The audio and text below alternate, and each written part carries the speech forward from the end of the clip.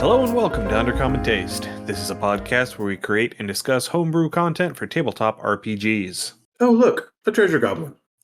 I'm Ian Woodworth. I'm joined by my co-host James Daly, and today we're both kind of brain dead, so I'm going to talk about my trip to GenCon. Woohoo! I am honestly extremely jealous I couldn't go.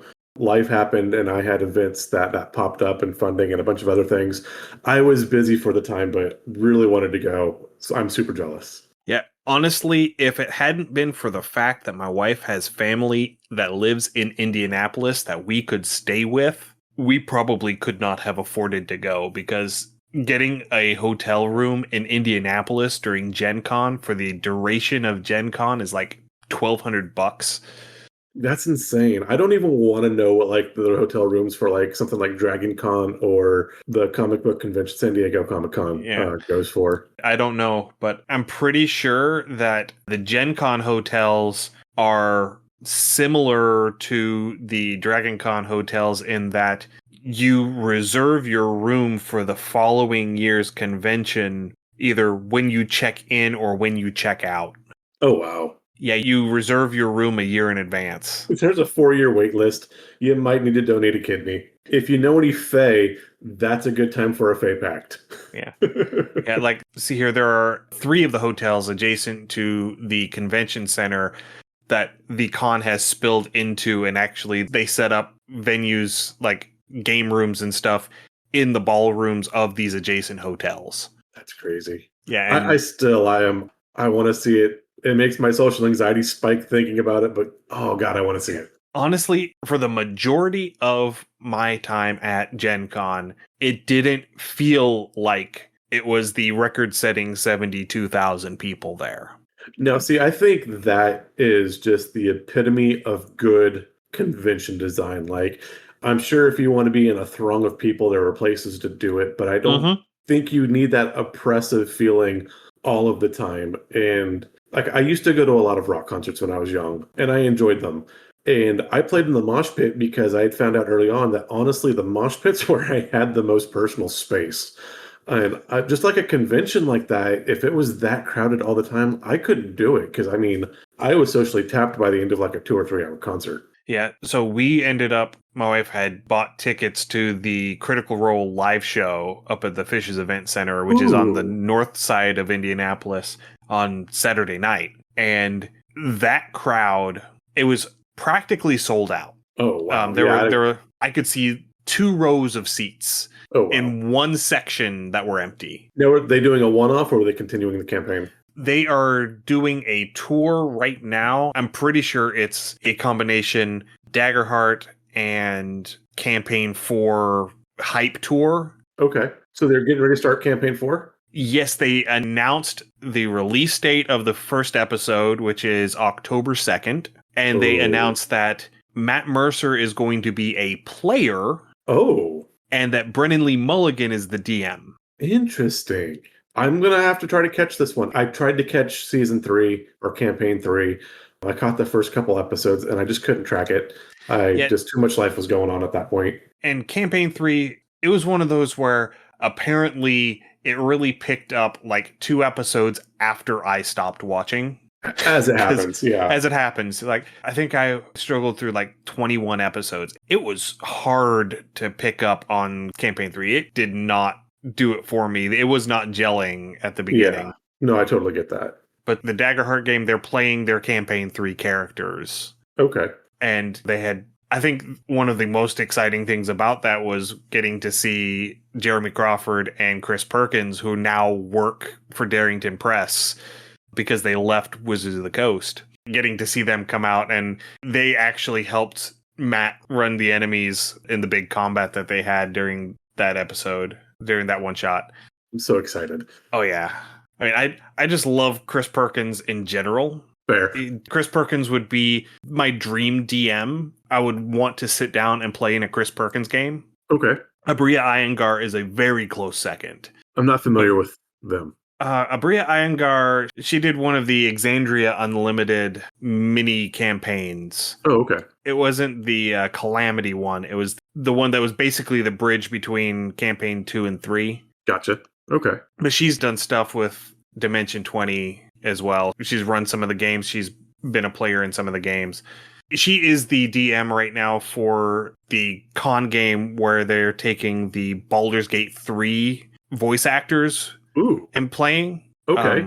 That needs to, that's a definite watch. The voice act, 'cause Baldur's Gate 3 was well done on every possible facet. That was an extremely well done game.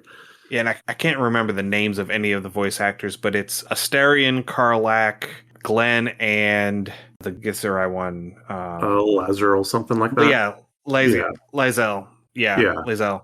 Yeah, those are the 4 voice actors they're playing their characters, and Abria is running that game. Okay, so Asterion's amazing. I love Asterion. You said his name, and I blanked on it again.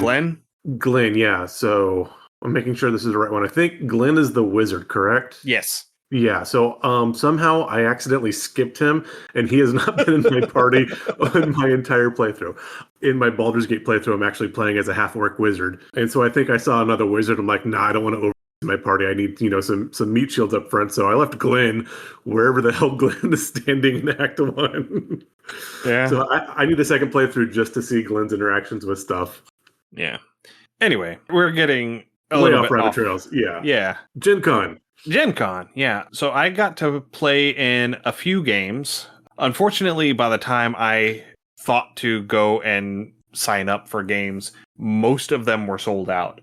So I went specifically looking for game sessions for games that were not D&D 5e. Okay, fair. You want to try some new stuff? I get it. Yeah, I wanted to try games that I had not had a chance to play before. So on Thursday, I played a game of Pirate Borg. Ooh. So Pirate Borg is the Morkborg derived OSR game.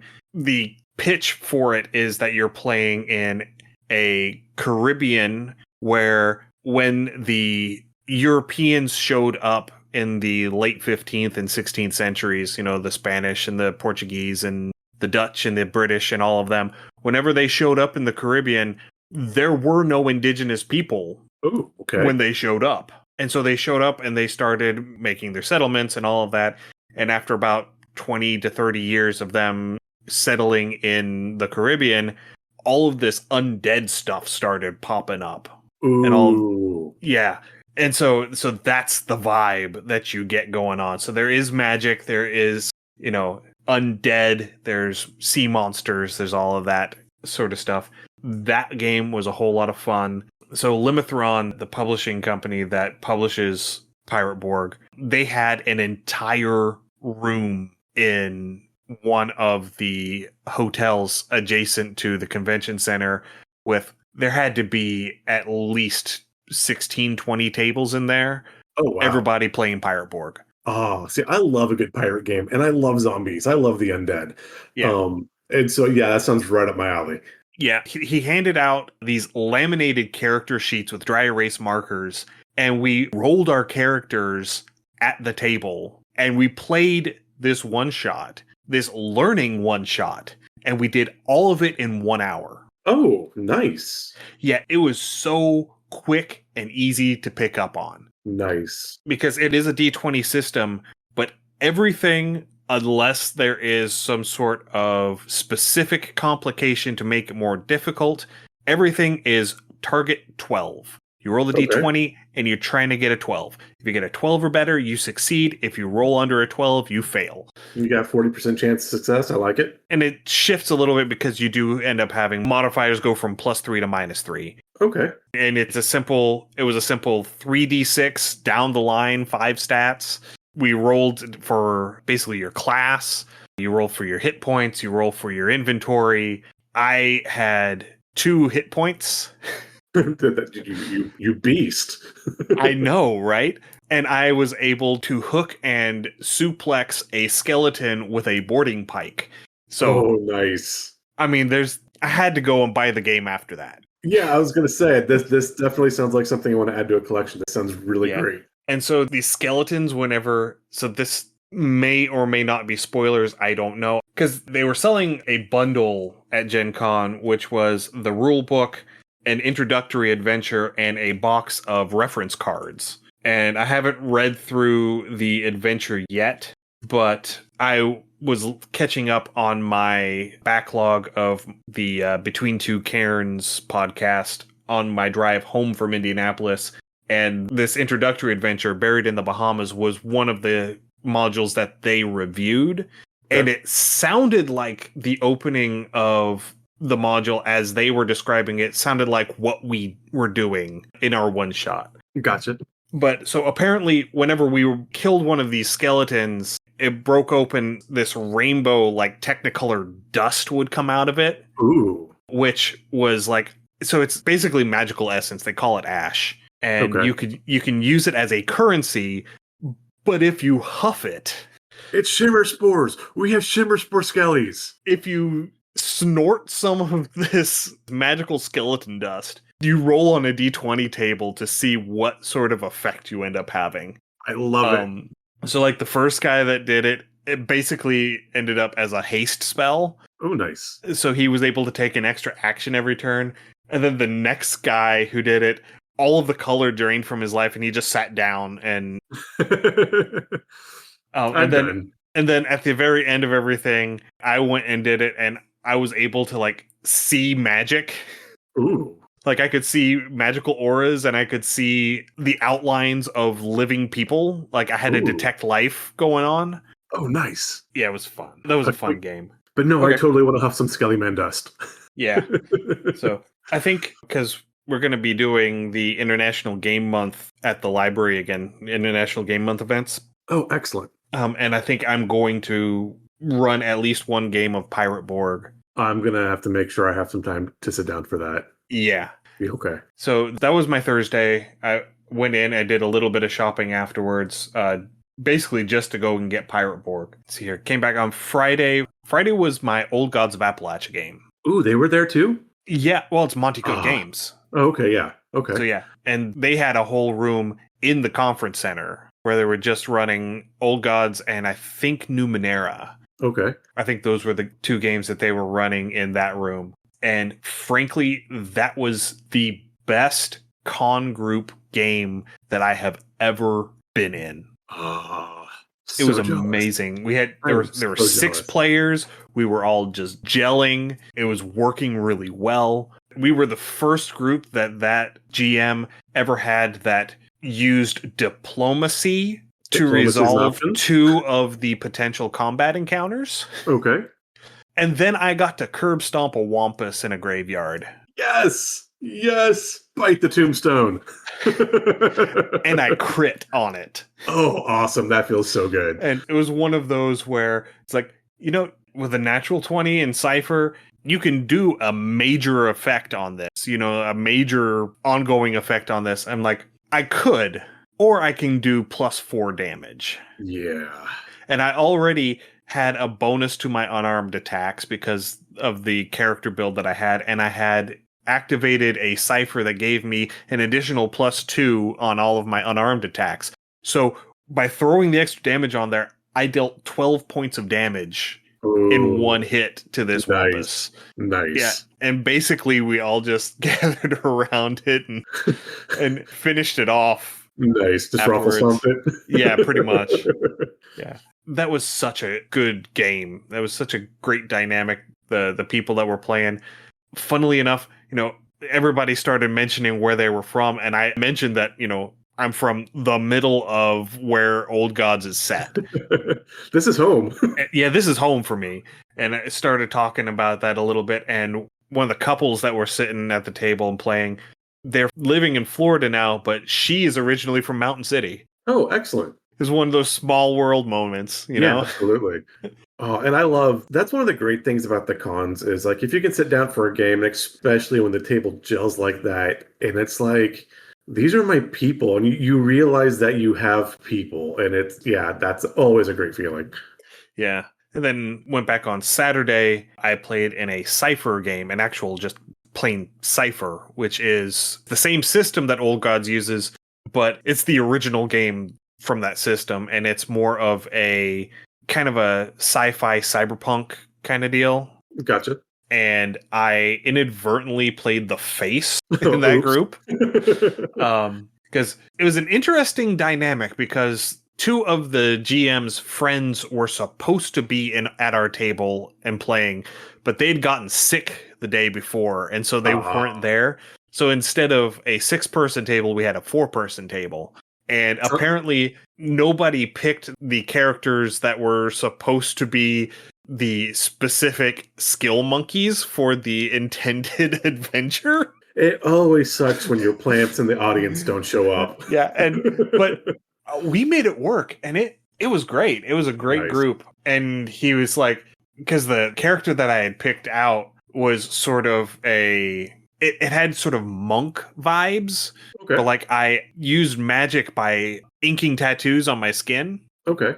Get some henna magic going. I like it. Yeah. And so I'm reading this background that he gives me. It's like you had a big accident in your magical experimentation several years ago, and now everybody is wary of you. And so I was playing that up a little bit. And so I also had just an insane amount of money. I had like 20,000 credits to start off with. And I had the tag generous and what's the word I'm looking for? It starts with an A. Ambivalent? No. Altruistic? Altruistic, thank you. Okay, there we go. Yes. So those were tags that I had, like personality tags. And so I played into that a little bit.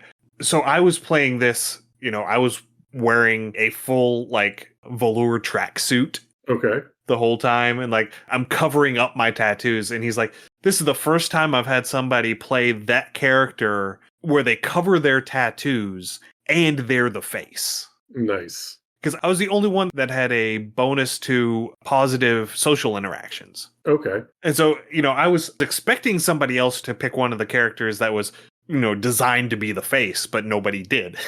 Gotcha. See, I would have played this like a Maori or a Samoan. Again, I grew up with some Samoans, and really they were some of the nicest people I ever met, and they were huge. But I would have come in with like all the facial tattoos and be like, okay, no, we're cool, just chill. Yeah. But that sounds like a great time. Like I ended up making a deal with fairies. As one does. And then it almost backfired because one of the other party members set off a trap that trapped basically all of the fairies except for the leader. Oops. Which turned him hostile. And then he almost killed him by punching him. Oh jeez. And then I had to stop him from killing him because if the fairy died, then I would be in default on the bargain, on the contract that I was under. So that was an interesting party dynamic that we had going on there. Yeah. That sounds fun. And that was another one where, I decided I've got the one character here that has face skills. So I'm going to start off by trying to diplomat my way through things. And it actually worked out pretty well. Nice. In the end. But yeah, that was a fun game. Not quite as good as the Old Gods game, but it was still a really good game. It sounds like it was a lot of fun. Oh yeah, I had a blast. Nora had fun shopping. Yeah, it's always fun to spend someone else's money. Right? Yeah. Let me be completely fair. It was also fun to spend my own money. Fair. I get that too. Yeah. So I did end up picking up several games while I was there. I already talked about Pirate Borg. One of the other games that I picked up from Hit Point Press, a copy of If I Were a Lich Man. Ooh. La-di-dee-dee-dee-dee, la-di-dee-dee-dee-dee-dee-da. So it is it is a set of 3 games. Okay. The first one is If I Were a Lich Man, where there are 4 characters. They are brothers and they are liches. They are Jewish lich brothers. Can you imagine the sibling rivalry that would develop over centuries? And they're trying to... The whole thing is based around a debate around phylacteries and the paladins that are trying to hunt them down. Okay. I haven't read too far into it, but those are the high points that I gleaned from my initial skim through. I really see like 4 cantankerous old men just sitting there jibing at each other the entire time. Oh, yes. Because their method is the best method and the other ones are just schmutz, and they don't know any better. And I love the fact that it includes 4 dreidels to play with. Nice. To play the game with. And then the second game in it is Same Bat Time, Same Bat Mitzvah. Which I kind of like the name of that one a little better. Yeah. And that one involves, I think it's a vampire trying to attend a bat mitzvah. Interesting. Again, I haven't read through it real closely. And then the third game is, I think it's Grandma's Drinking Song or something like that. Let me look real quick. Grandma's a bit of a tippler. It happens. So it is a game about, I think it's Prohibition era, and it is Jewish bootleggers. Nice. Okay. I can definitely see that. Yeah, Grandma's Drinking Song. Oh, I just immediately think of Friar Tuck and Robin Hood Men Tights. We can't drink this. This is sacred wine. I know. I'll bless this, and I'll bless that, and I'll bless everything till we all get schlitzed. Verschnicked. Verschnicked, that's right, yeah. Yeah.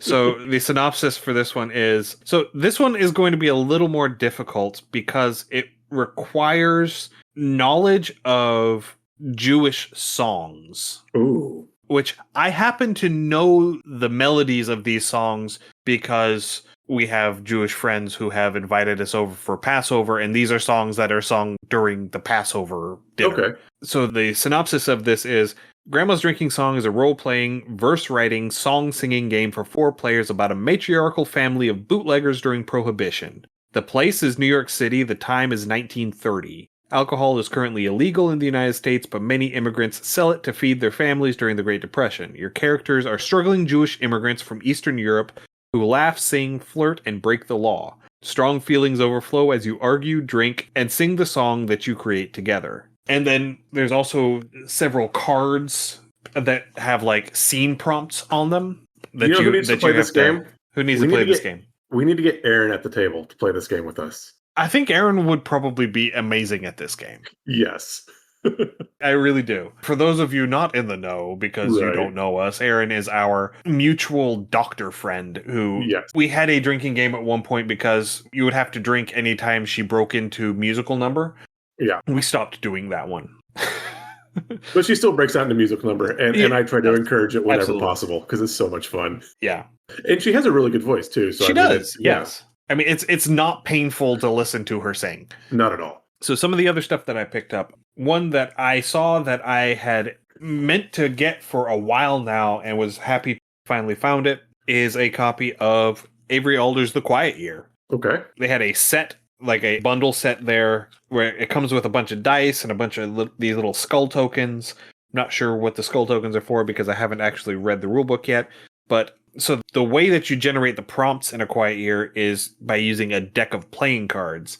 And so this bundle comes with a deck of cards that have the prompts written on them. So you don't have to keep referencing back to the list. That makes things useful. I like that. Yes. This is a game that has come up several times. I think there was a brief bit of controversy where the McElroys used The Quiet Year as either a generating tool or as inspiration for one of their campaign settings. Okay. And then they promptly did not credit it. Oh, oops. Whenever they did it. So there was a little bit of controversy with that one. Yeah, I could see that. But this is a very big, very popular game in the indie TTRPG community. You use the deck of cards to communally create a map. It's a map-making game. Okay. And the whole premise is that at the end of the game, this outside force, it comes in and destroys your civilization. So this is bastards. This is the year leading up to this societal collapse. Okay. And so you're building this world knowing that it is doomed. I'm intrigued. I'm quite very intrigued. I'm going to have to see if I can find some playthroughs of this. I don't know about playthroughs. I'm sure that there are some. I know that the World Build With Us crew actually had Avery Alder on for an interview years ago. Oh, okay. It's an early episode. It's like episode 46 or something. Oh, wow. I'll find the actual number and I'll put a link to it in the show notes. Yeah, I think it was like back in 2021 whenever they got Avery on. I can't remember Avery's pronouns, so I'm trying to avoid using pronouns at the moment.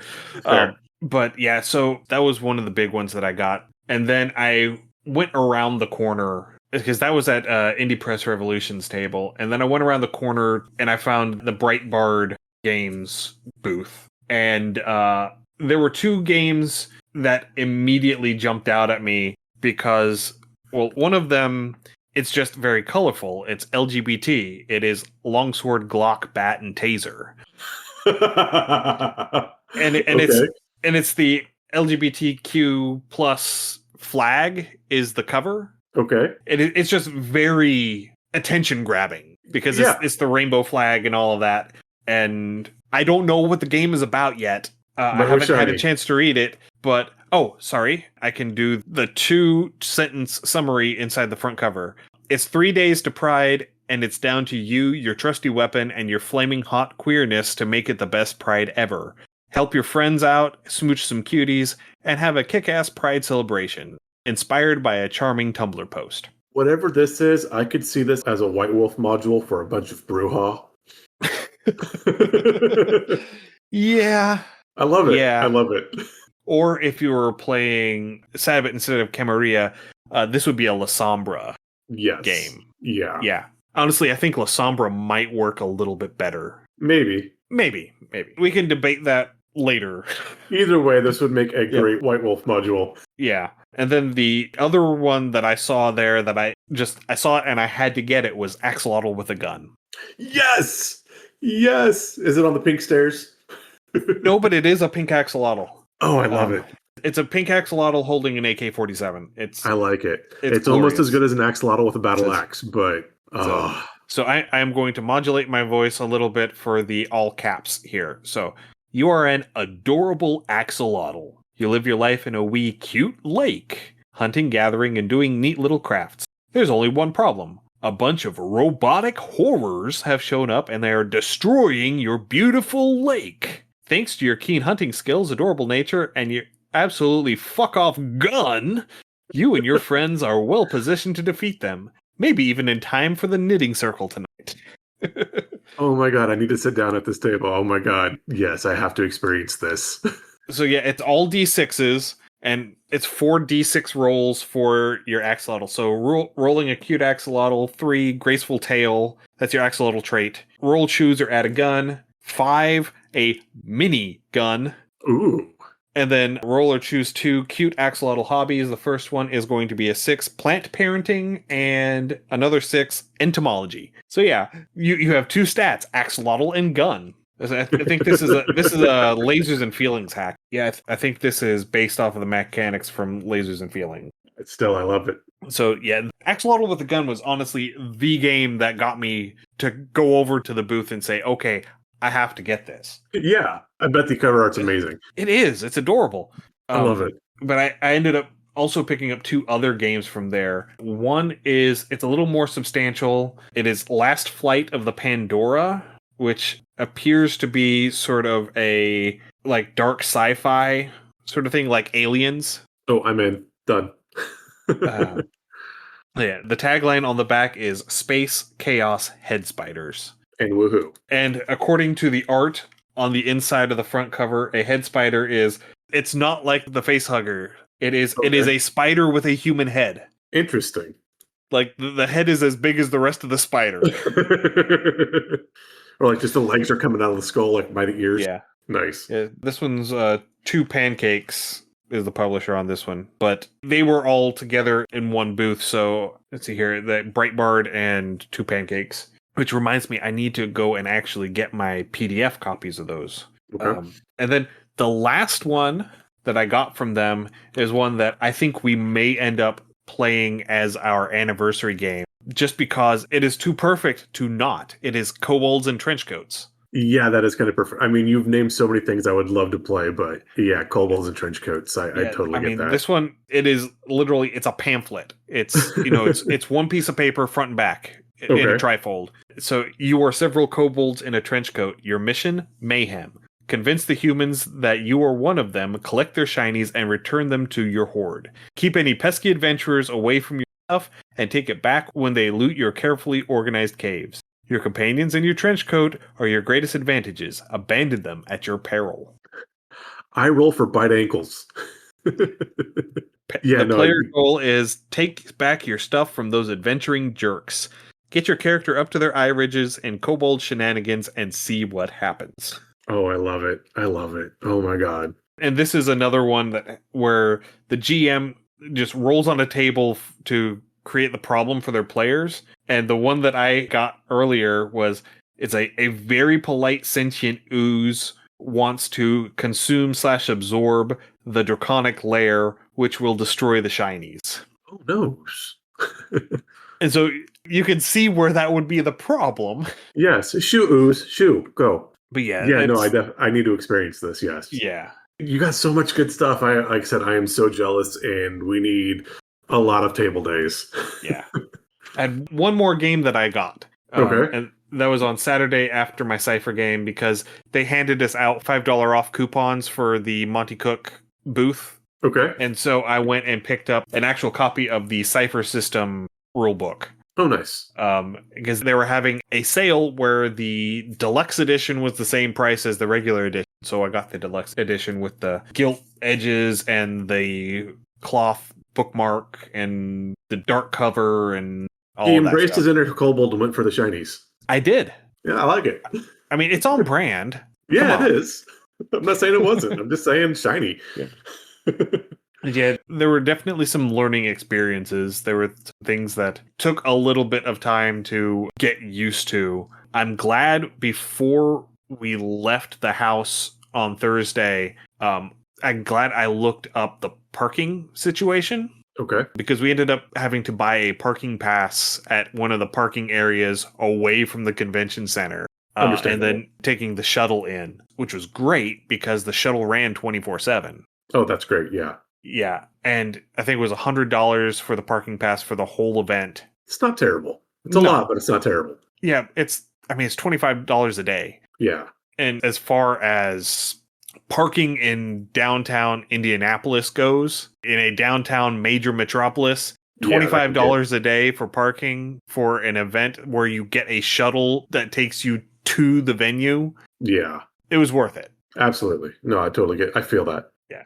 So what other things? So Thursday night, I actually got to meet friend of the show, Michael Ross, in Meat Space. Oh, nice. We played some games. I can't remember the names of either of them, but one of them was it's a collaborative game of Texas Hold'em. Interesting. Where without revealing what you have in your hand, you have to use body language and stuff to determine which order your hands are going to be whenever you reveal them. Okay. So like the highest hand gets, number 1, the next one gets number 2.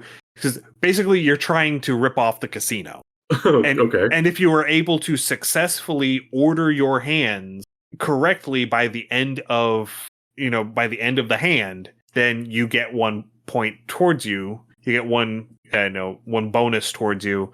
Or if you fail, you get 1 alert basically against you. And the whole thing is to get 3 successes before you get 3 failures. That sounds interesting. I would like to see this worked out. It was a lot of fun. I could definitely see where it'd be fun. Again, that interaction would be challenging for me, I think. Yeah, it takes a little bit of getting used to. But the extra little bit is that every time you get it right, you draw a card off of one of the stacks that imposes a penalty on the next one to make the next hand harder. Okay. And every time you get it wrong, it has a buff basically on the card that makes the next hand easier. Okay. So it does balance out a little bit. It. And then the other one was a game where basically you are trying to stack 5 colors in order from 1 to 5, but you can't see your own hand. You can only see the other player's hand. And so you have to be able to communicate, because you can either tell them the colors of certain cards in their hand or the number values of certain cards in their hand as a hint. Okay. And you only have so many hints as a table that you can do at once. And you regain those hints by either finishing up one of the colors by, playing the 5 on top of it, or by discarding one of your cards. I could see this one and the other one both being more evening type games, maybe when you're feeling a little dulled, perhaps. Like it kind of has I have to say, having played that second game at 11 o'clock at night after being at the con all day, it is definitely an easier game to play when you still have your faculties. Okay, gotcha.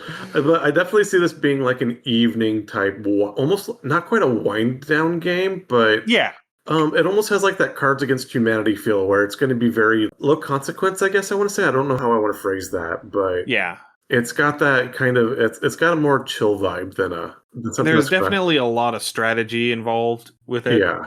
Because you have 3 1s, 2 2s, 2 3s, 2 4s, and 1 5 of every color. Right. And so you have to be real careful because if you play a card that can't be played yet, there's a countdown timer, because the whole thing about this is you're putting on a fireworks show and you're trying to make it go off without a hitch. Okay.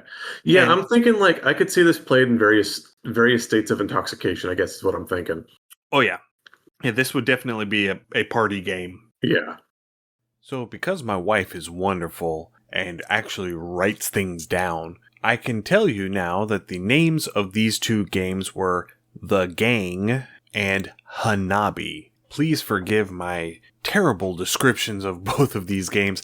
I was very tired, and as I said at the beginning of the episode, my brain was leaking while we were recording this episode. So yeah, my explanations are not great, but just know that both games are a whole lot of fun. But yeah, so I got to meet Michael. Awesome. I got him to sign my copy of Action 12. Oh, huzzah. Yeah, that was my con. It was a lot. They have an area called Pinball Alley, where it is a row of like 40 pinball machines. Ooh. And, you go up and you buy credits to play pinball, and the person with the high score on each pinball machine at the end of GenCon gets a trophy. Nice. So yeah, that was fun. I would lose a day or 5 there. I love pinball. And they were all different branded pinball machines. Like they all had different properties on them. That's oh god, I need to. So the big question: are you going to try to return next year? I don't know if we're going to make it up next year or not. That's a lot of that is going to depend on where we are, Fair. economically and A reasonable, yeah. Yeah, I would like to go back next year. It is more reasonable that we would be back in 2027. Okay. But yeah, it was good. It was fun. There were 72,000 people there. That's a lot of people. That's a lot of people, but we had fun. No, that sounds great. I really wish I could have gone. I am extremely jealous. I want to play all of these games you mentioned like twice. Yeah, we'll definitely have to have a game day. Yes. Even if we can't get the whole D&D group together. Right. We'll have a game day. And then apparently also Nora picked out a board game at Monty Cook called No Thank You Evil. Oh. Which is a game of make-believe for creative kids and their families. I mean, I get it. The alignment in me is sad where you're creating a good aligned child, but I get it. She can be neutral. Okay, neutral's good, but neutral's not necessarily going to say no thank you, evil. Maybe not today, evil. Well, I think that a neutral would be more likely to say no thank you, evil, and be polite about it. Fair. Very fair. A good aligned character is going to be a bit more vehement about it. I will grant you that. Okay, I can grant you that. I just want to embrace chaos woohoo and go all in. Yes, more please evil. Not double helping if you don't mind. So I have a feeling that we're going to have a game night here pretty soon where we'll end up playing that. Oh, excellent. But yeah, that's pretty much it. I went and I spent a whole bunch of money. That'll happen, especially at a con. Yeah, especially since I didn't have a hotel room that I had to spend all that money on. Yes. So I got a bunch of games. I played some games. I had fun. My wife and my daughter seemed to also have fun. Very for the most part. For the most part? Yeah. Well, by the time I got done with my game and I got back, Nora was pretty crispy most days. Again, yeah, especially... I mean, she's 7, so yeah. 70,000 people and still young, that's going to toast you out real quick. Yeah. But yeah, so that was Gen Con.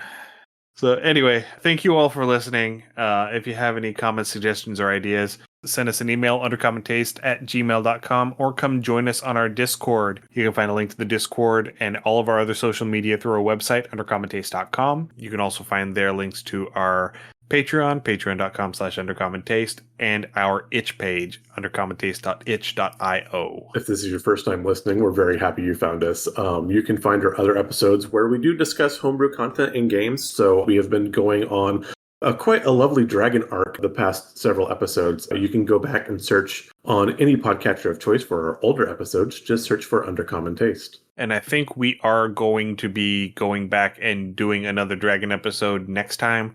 It's just that I didn't have the time or the brain juice to actually organize another dragon episode after GenCon. So stay safe, everyone, and we will see you again in 2 weeks. Happy gaming. Thanks for joining us for another episode of Undercommon Taste. Our theme song is Massacre Ann, written and performed by Mary Kroll and used with permission. You can find Mary online at marykroll.bandcamp.com or on Patreon at patreon.com/Dr. Mary C. Kroll. Our logo is by David Sutherland. You can find more of David's work on deviantart.com/David Sutherland or on instagram.com/Willex_73. We'll be back in 2 weeks, so stay safe, and we'll see you then.